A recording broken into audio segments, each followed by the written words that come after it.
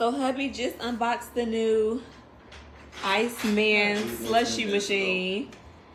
And we got it from Costco. It is a fraction of the cost of the Ninja Slushy. And we will see how it works. And I'll post a video update, let y'all know how good it works.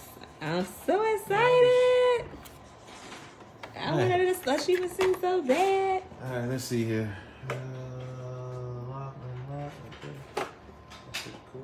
Again, it's called the Iceman at Costco. And it was like $200. Not bad at all.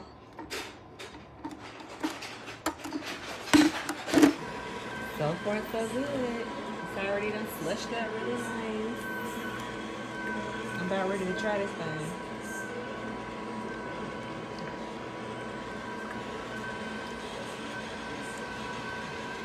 Now, this is the texture, which is perfect.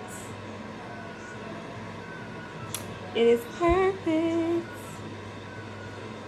Nice thick slushy.